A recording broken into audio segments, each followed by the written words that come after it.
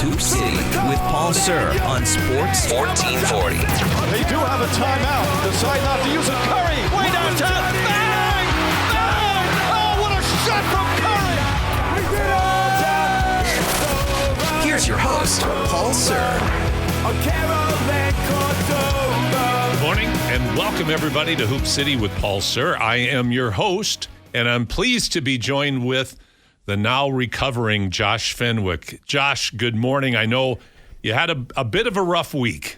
Yeah, just a rough last 2 days, basically. You can hear it in my voice. I got a little frog down there, nice little cough. But my roommate, his girlfriend came over and she made me chicken noodle soup. So that was very nice of Karina. And so I'm on the mend. Glad to hear that, Josh. Glad to have you here. Mostly because A, you're a nice guy, but B, we'd never get off the ground if you weren't here. I have no idea, like I was telling Kevin Carius yesterday. And by the way, Josh, my sweatshirt is in tribute to Kevin because I thought, I'd like to get something about about the same tone as his tan from when he came back from Mexico. That is one of the deepest tans I have seen in a long time. Oh yeah, he got nice and crisp over there. He sure did. Say, our playlist today is going to be fun. It's the hits from 1970.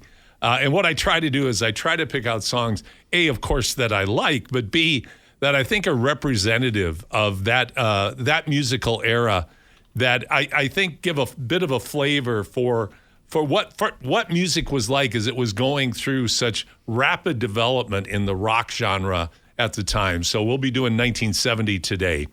You can watch on YouTube. We have a link. Josh put together a great post on X today. You can just hit the link if you want to watch us on YouTube.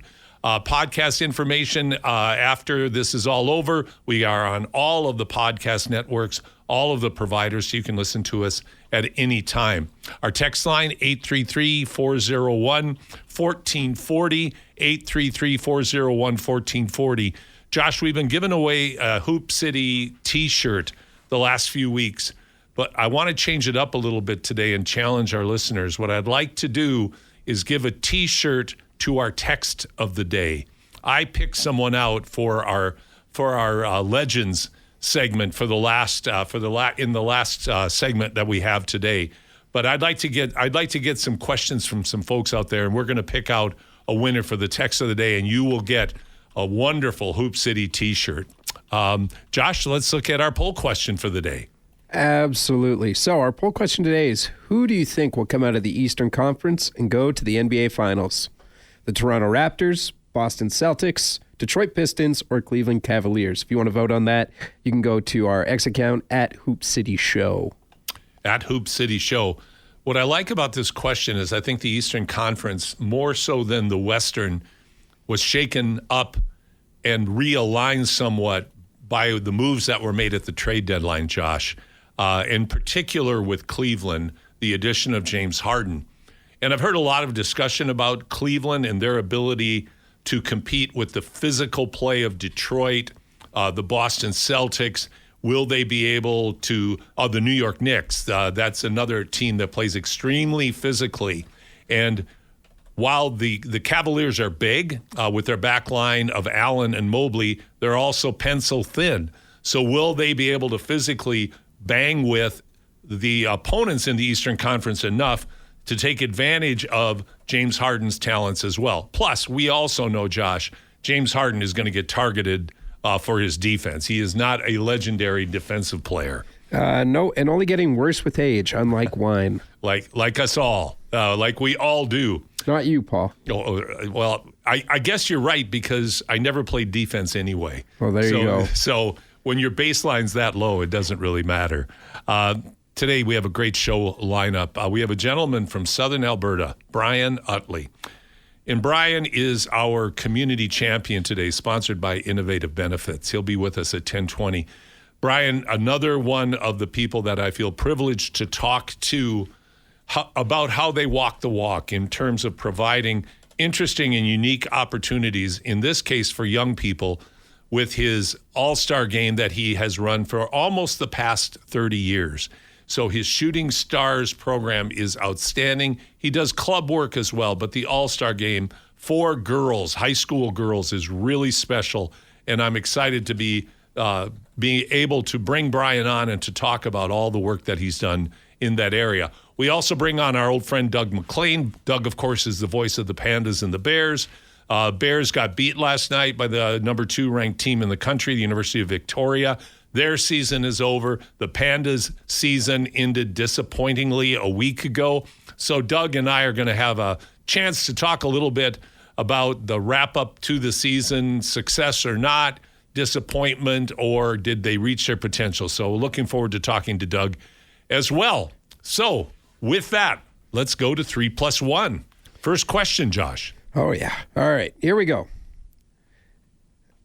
The games are back after the All-Star break. The Nuggets, they've struggled a little bit.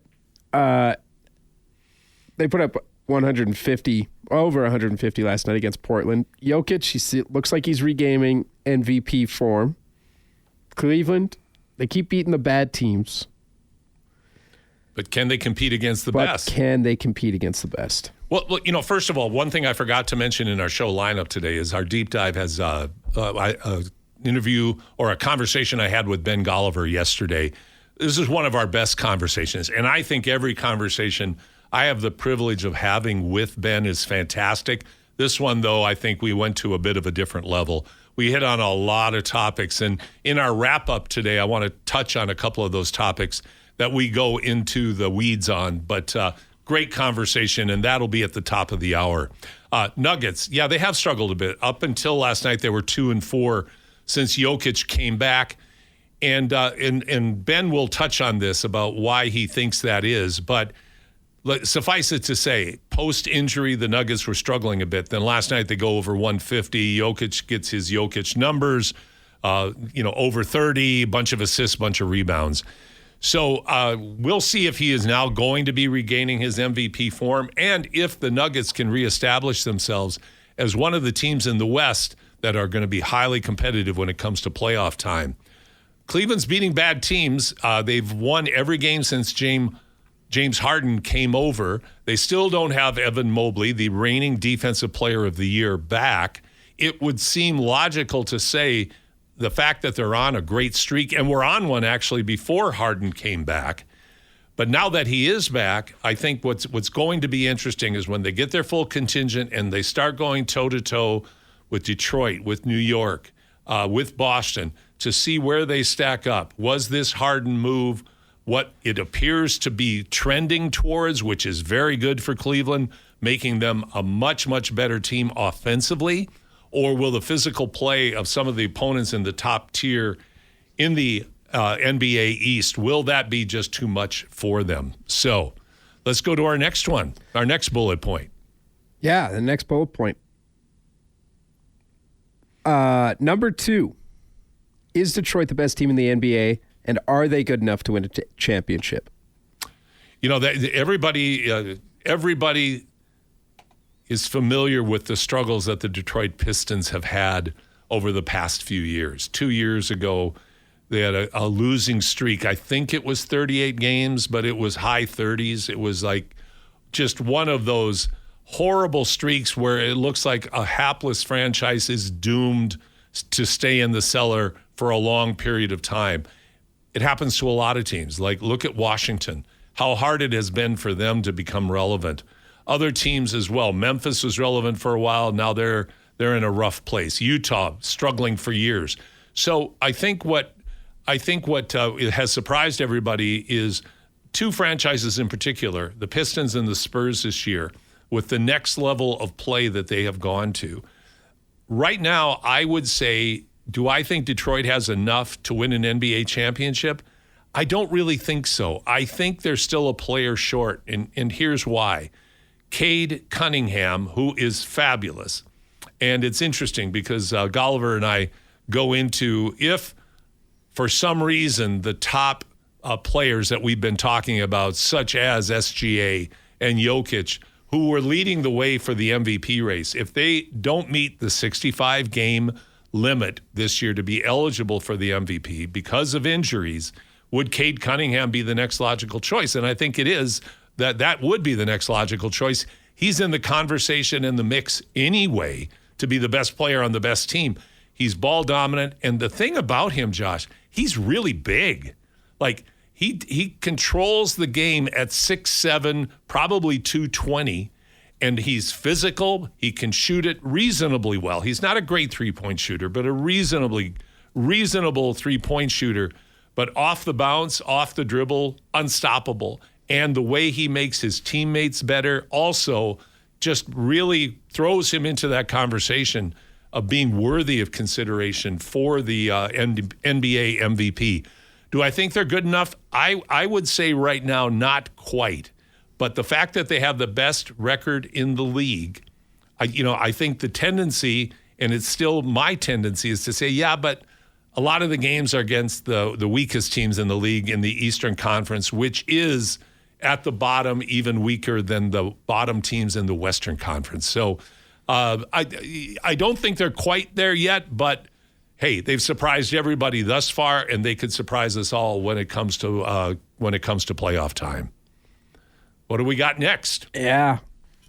They beat the Knicks by all 3 times without Jalen Duren by a combined 84 points. I watched the game the other day, and it was a beatdown. It was an absolute dominant performance.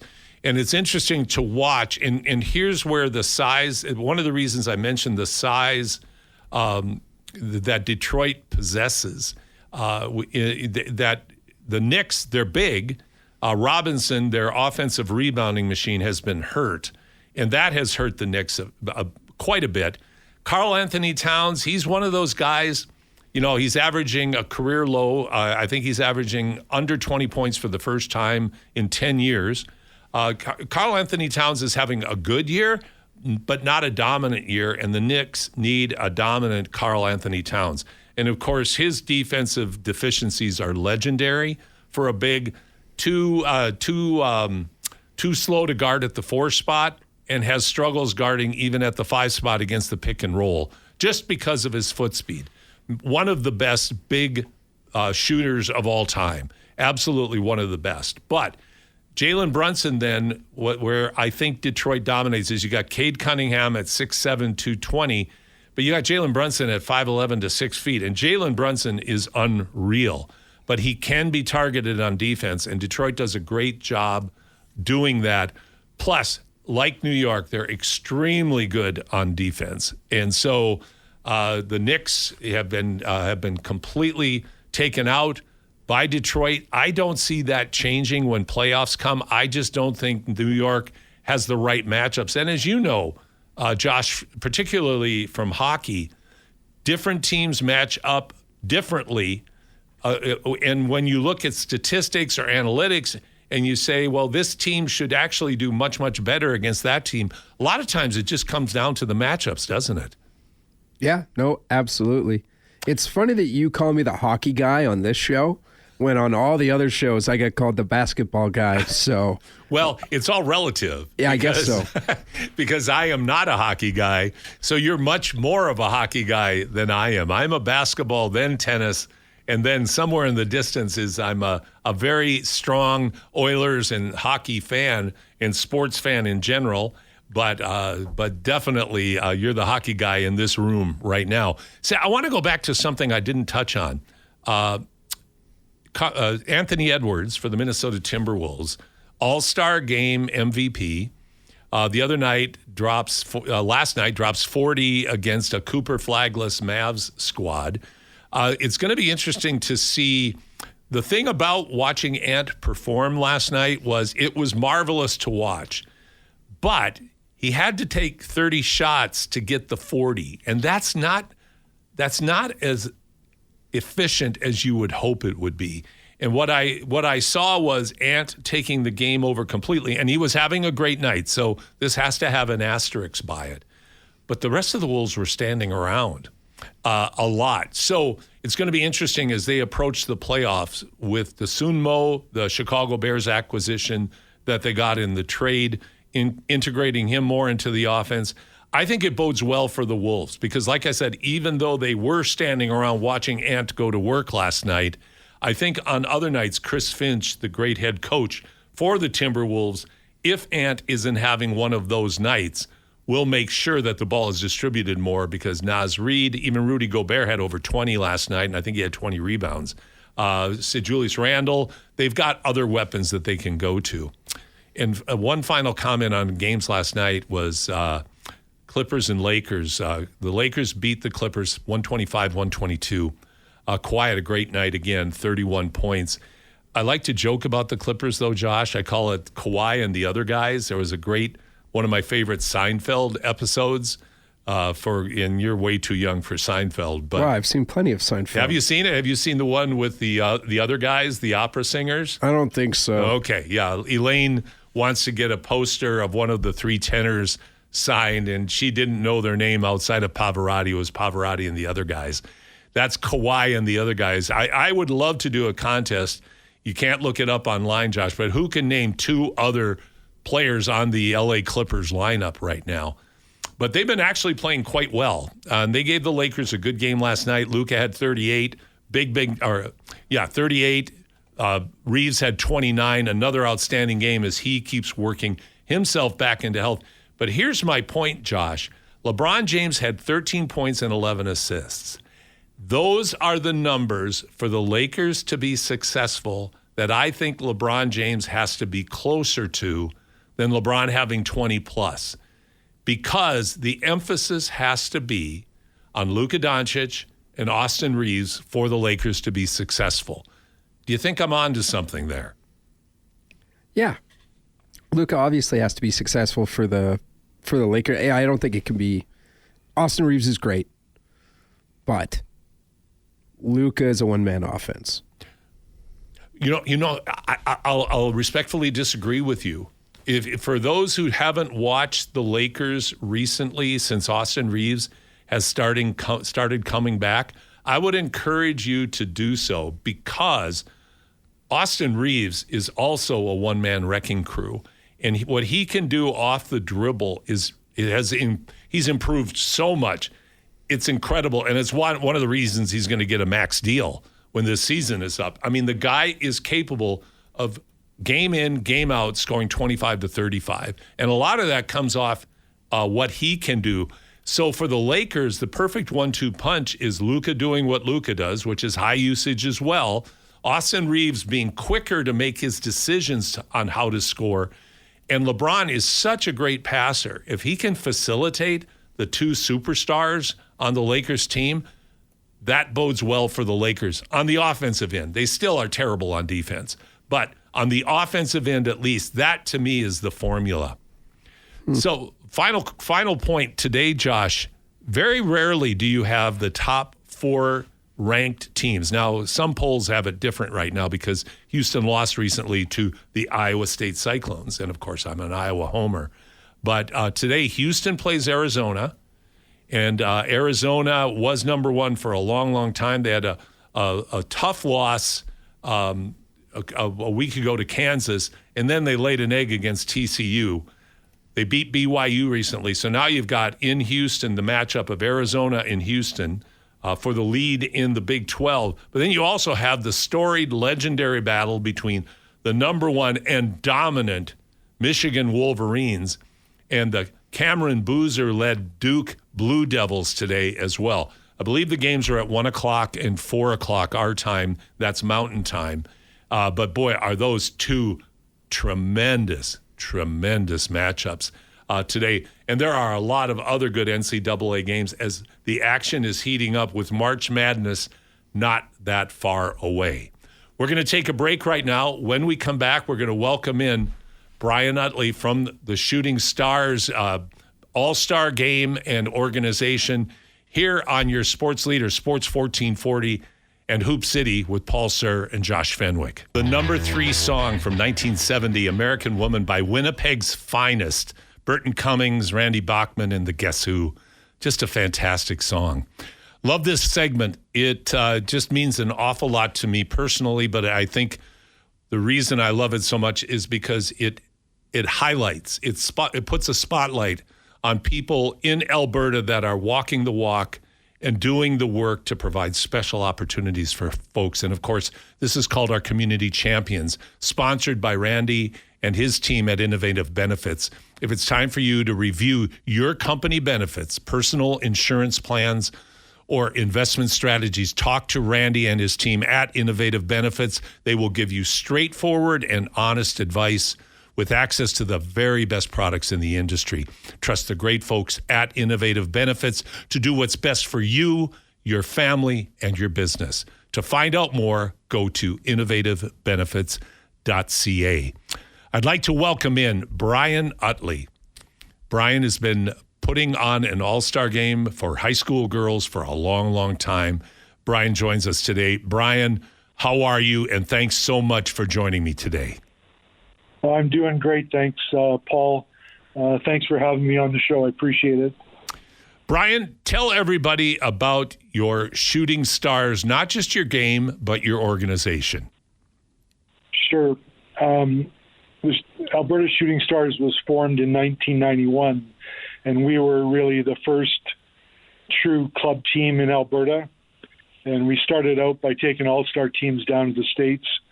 We went to El Paso and Phoenix for a few years and run club teams pretty well most years since then. And then in 1994, started the Shooting Stars Showcase for female basketball players in Alberta and have been running that ever since. So this would be our 33rd year. Okay, so I want to touch on your club vision first. I'll tell you what, to say you were ahead of your time, Brian, would be a gross understatement. Myself, Phil Allen, who you know well, was from your area down in Calgary. Now, what city do you live in, Brian? I live in Calgary now, but originally from Victoria. Okay. Well, you know Phil Allen, of course, and Phil, the great Hall of Fame CCAA Hall of Fame coach, winningest coach in CCAA history, moved from Calgary to Edmonton, took over the reins at MacEwan, then later Lakeland College. But Phil Allen, Dave Dorward, and myself all started the Edmonton Grads. And a big part of the inspiration for that was the work that you were doing in Southern Alberta. We started in 1997, but you were 6 years ahead of us. Well, I didn't know that, so I appreciate that. Yeah, it was actually Doug Wild and I formed it and took teams, I think, for 3 or 4 years, but we probably did, over the years, 8 or 10 trips to the States. Well, and then again, leading the way. That now is an expectation on the part of a lot of clubs, is that they're going to take their teams to the States. So I don't want to call it a dime a dozen, but like I said, it's part of the culture now, where yourself and what you and Doug were doing with Shooting Stars, what Dave, Phil, and I were doing with the Grads, was to create the pathway for people to even consider doing that. Well, we really didn't have a choice because you just couldn't find anybody in Alberta to play. I mean, there were the provincial teams, of course. Yes. Other than that, there just wasn't opportunities for girls or boys to develop, in the off season. That's so true, Brian, and the irony of what you're saying now about not being able to find games to play, much less tournaments to play in Alberta. Now, there isn't just one tournament every weekend. After the high school season, there's numerous tournaments every weekend just in Alberta, not to mention all across Canada, not to mention the hundreds and thousands that are taking place south of the border. The landscape has dramatically changed, hasn't it? It has. I mean, when we first started going on these trips, we sort of got indoctrinated into the AAU system in the States, which has been entrenched for some time, and kind of modeled it on that a little bit. But we started small. But yeah, right now it's just crazy. I mean, there's 7 or 8 tournaments in Alberta some weekends, And, I don't know the total, but there's got to be 75 to 100 tournaments just in Alberta through April, May, June, July, I guess. It's an interesting topic, and one that I'm actually going to be focusing on the show and doing a couple of special podcasts on club basketball and the growth, proliferation of club and AAU basketball down the road. But Brian, we're here to talk about you, and I'm talking to Brian Utley from the Shooting Stars, and as you're hearing, one of the pioneers of basketball in the province of Alberta. Brian, talk about your Shooting Stars game. When does it take? What's the criteria? When and where does it take place? Okay, it's the weekend of March 27th, 28th. We always have it the week after high school provincials. And we've been in a few venues.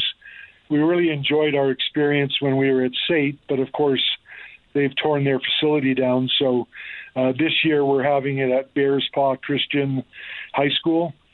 And it started very small in 1994. We only had 2 senior games, just 2 games for grade 12s, and everybody that was invited showed up because there really weren't any other club or any other opportunities.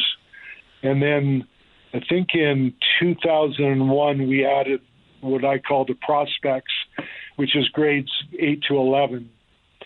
So I'd say at our peak, we would have run 4 senior games, 5 prospects games, for a total of about 160 female athletes competing. We would have a gala where we give out awards based on the high school season and the junior high season. And then all our games in 3-on-3 and practice all take place on the Saturday of the event. So I want to go back to a comment you just made. You said all of your games and 3-on-3, or are all of your games played in using 3-on-3? No, we have a 3-on-3 event, plus everybody has a team practice, and then we have a full-length game. That's marvelous. That's absolutely marvelous. So it's at Bears Paw this year, March 27th, you said? 27th and 28th? Yeah, the gala, the awards gala is on the 27th, and then all the basketball events are on the 28th. Okay.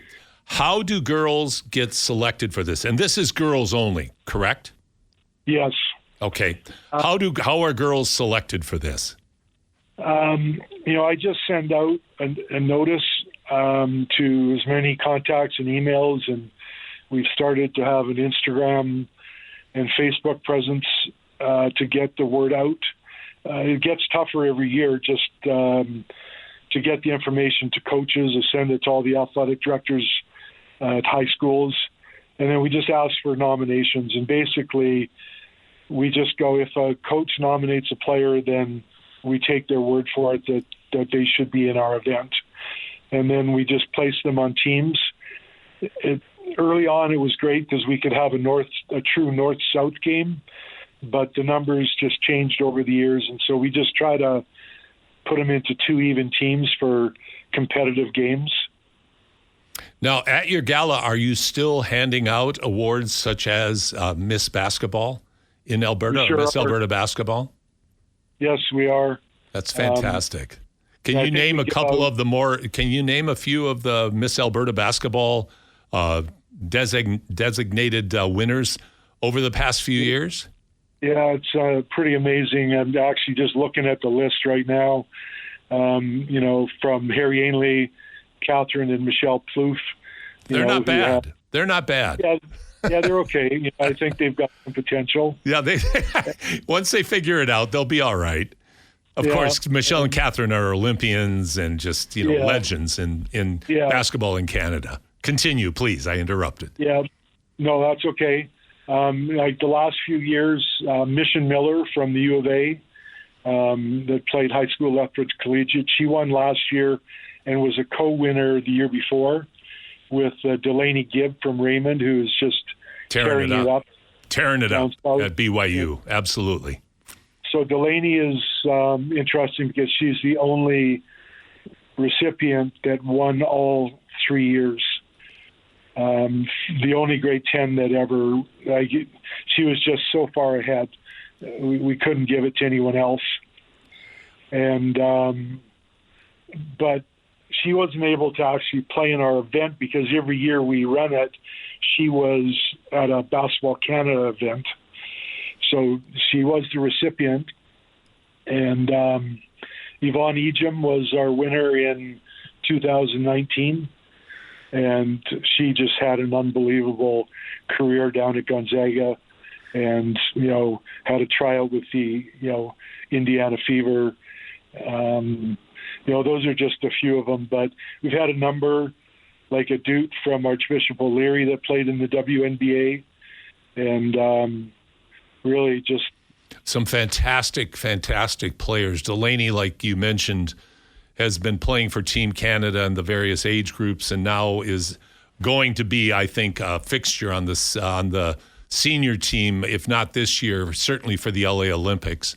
I would expect that, as maybe Yvonne Ejim still will be too if she's not in med school. And as you mentioned, her career was so phenomenal at Gonzaga, winning many, many national accolades and awards there. So what I think, Brian, and one of the reasons I wanted to have you on was to say, on a personal level and on behalf of the basketball community across the province, thank you not only for conceiving of this, but for doing it for over 30 years. That kind of commitment is incredible. And I know you're doing this because you want to celebrate basketball for girls. And you did this at a time when girls in Alberta did not get a lot of opportunities. So kudos to you for walking the walk and truly doing this for the betterment of girls basketball in our province. Well, I appreciate that a lot, and really the mission right from the start.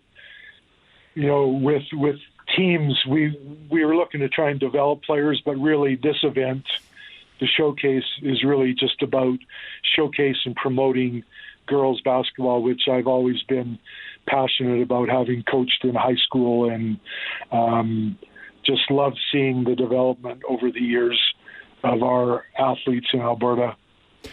I remember having a meeting over at the provincial capital with the then Minister of Tourism, and to be quite honest, I cannot remember her name. But when we introduced each other, she goes, "Do you know Brian Utley?"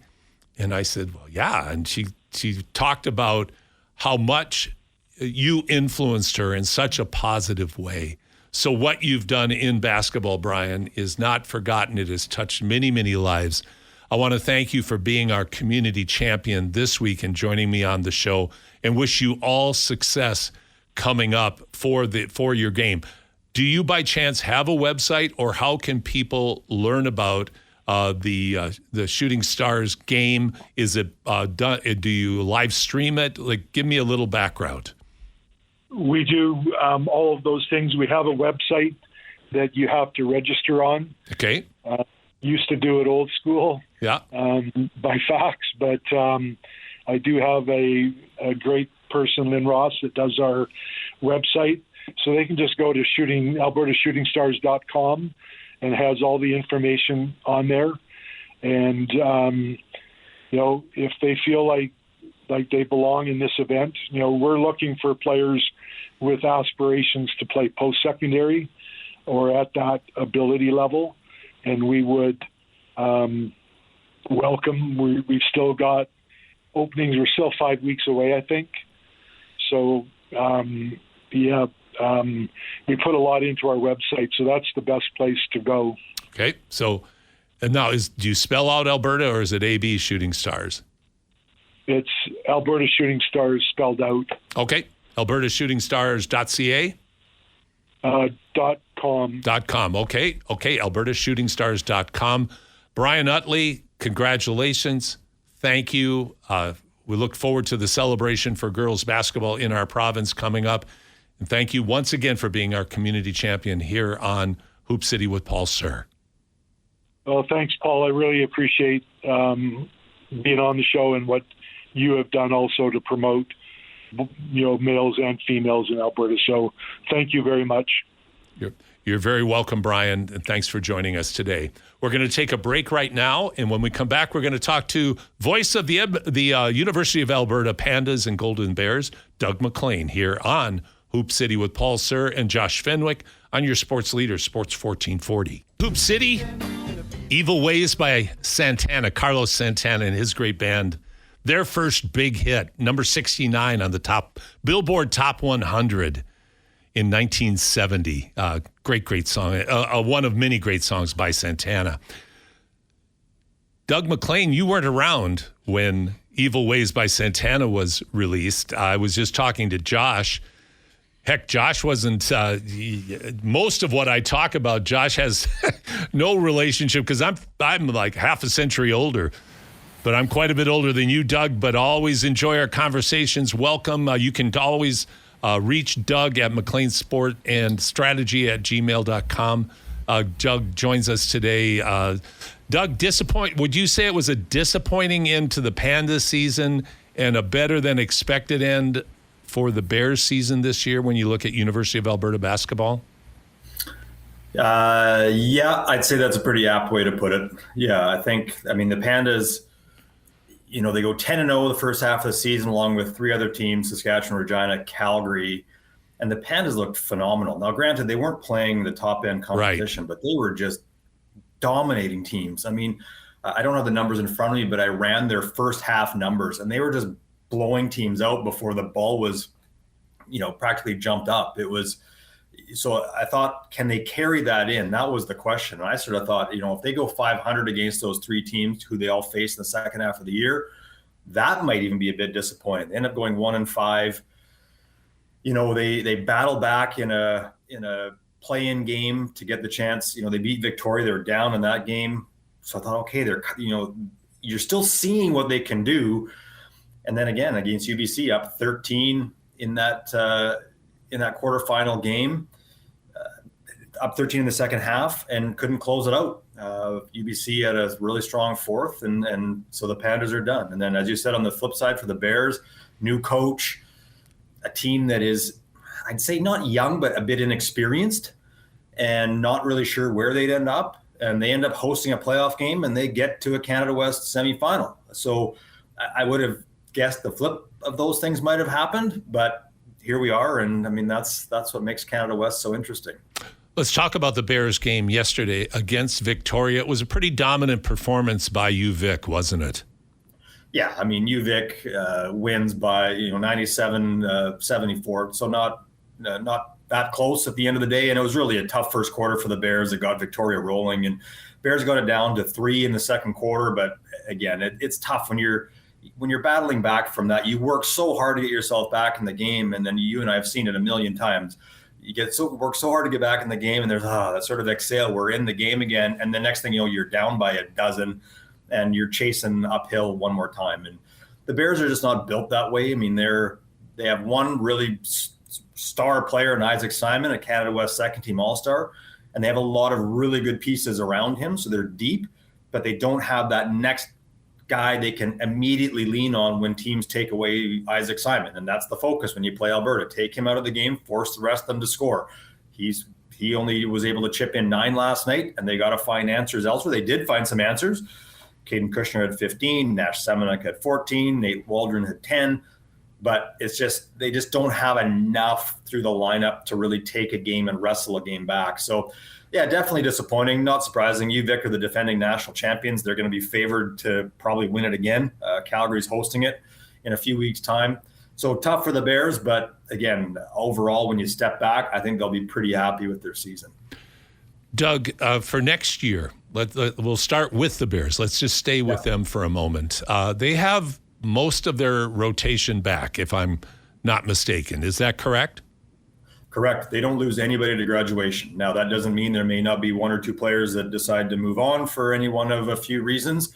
But at the moment, this lineup will be back. And I think that's a real positive in terms of where they could potentially go. Okay, I'll do a real quick tangent. Do you think one of the reasons that someone might not be back, say an Isaac Simon, would be the temptation to possibly go south of the border to play? I think that's possible. I don't have any inside info on that, but Nor do I. But I think it's not an impossible scenario. I mean, he's an interesting player in the sense that, I mean, he's had a few pro seasons now with the newly renamed Saskatoon Mamba, the prior Saskatchewan Rattlers. And I mean, he was the Canadian Player of the Year last year, the U Sports Development Player of the Year, not Canadian Player of the Year. So he got some significant minutes and contributed. So he's a guy that has already proven he can step up in level and play. And not trying to say that going to the NCAA automatically means a step up, but he may decide to go that route just to give himself a challenge. He's going to his 5th year. So do you get enough runway in 1 year to make it worthwhile? I think that'll be the question. So yeah, he would be the one player that you never know what could happen. If he does come back, I think that positions him very well. If he doesn't come back, in some ways, I think it spreads the responsibility out a little bit, and that may not be a terrible thing either for this Golden Bears roster, because I think they can manage that. Well, and this is where I'll do a little bit of a devil's advocate approach on it. The thing that Isaac brings is that ability to create his own shot in a variety of ways. And I do think that if you had to point to one of the gaps in the Golden Bears this year, is that when you got past Isaac, that was hard for them to do. The offense mostly had to be generated out of offensive execution.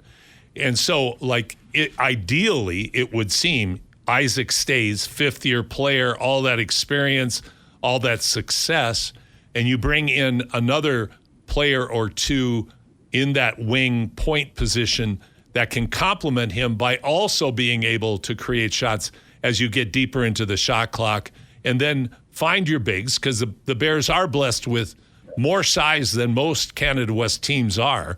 And so if you can keep that intact and add some more creativity and athleticism to the lineup, that would seem to be the formula that Coach Pippis would probably be trying to work on. I would 100% agree with that. And I think, when I look back on this Bears team, in some ways, because you'd see Simon sometimes at the 1, I didn't love that, because I actually like him coming off the ball. I think he just it completely changes how teams defend. Whereas when he's the guy with the ball, everyone can be focused on him. And I'm not saying everyone else is standing around waiting, but that did happen sometimes. And that's a tough way to play. Whereas if he's coming off the ball, it's a totally different scenario in terms of how he can create that shot. But your point is 100% right.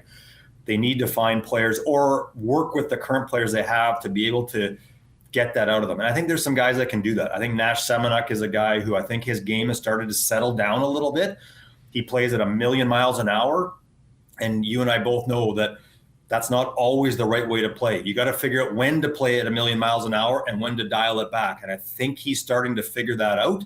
The turnover numbers are coming down for him. And I think he's a guy that once he can, develop even a bit more, in my mind, of a mid-range game, I think he's going to be a real threat, because he can get to the rim.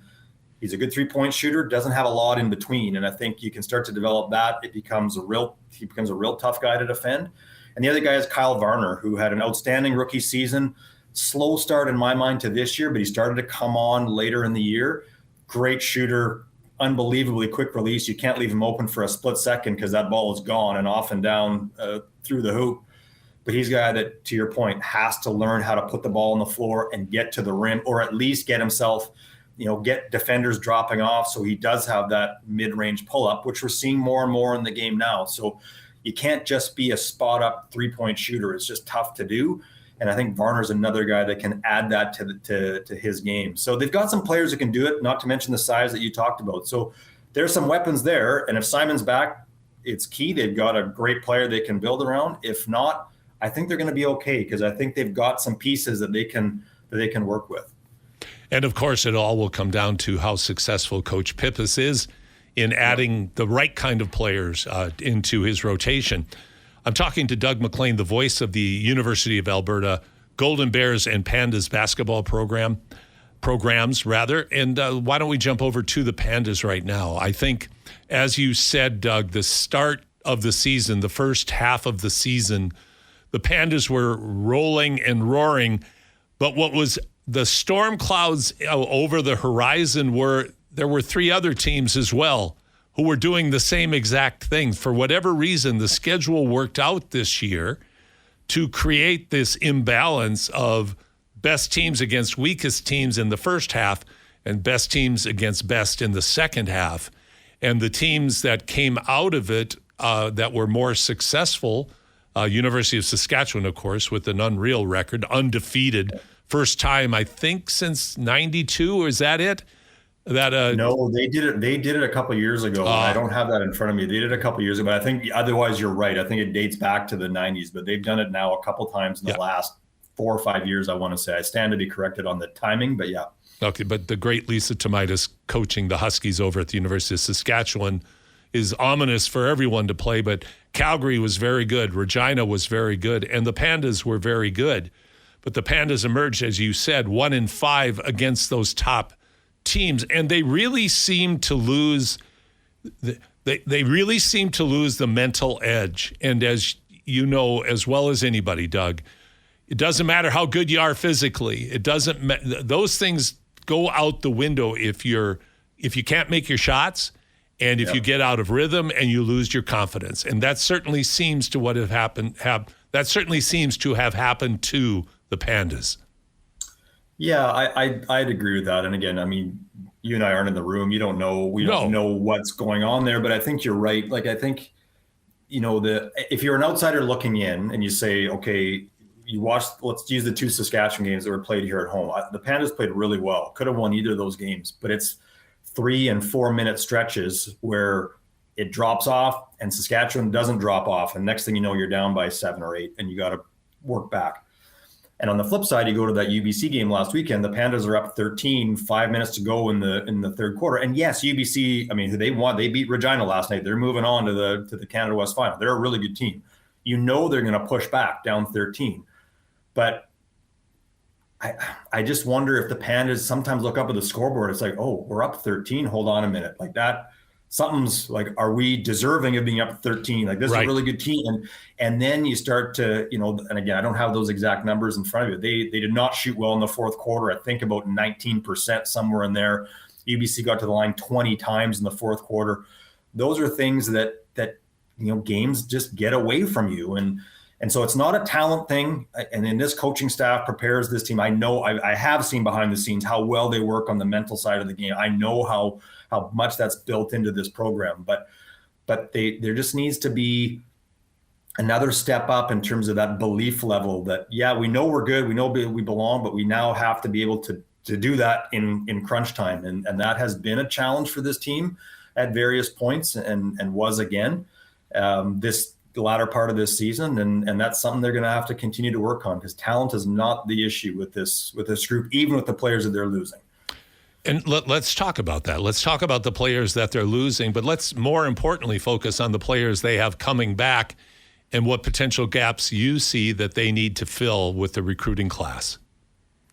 Yeah, so they're losing 5. So it's a big shift. Saskatchewan's losing a bunch. It's kind of one of those years where there's a whole bunch of players across changing the board the guard that are going away, which again, it's not uncommon that happens. So they lose Morgan Harris in the backcourt. They will lose Riley Semenuk, their backup point guard. So I think that is a big gap. They're going to have to figure out who is stepping in. And I know Coach Edwards has a couple guards coming in. Whether they can step in and play right away in that role is another story. Morgan Harris did that. She came right from St. Albert High, stepped in, and I think missed 2 starts in her whole career. Wow. So she was running the show right from day one.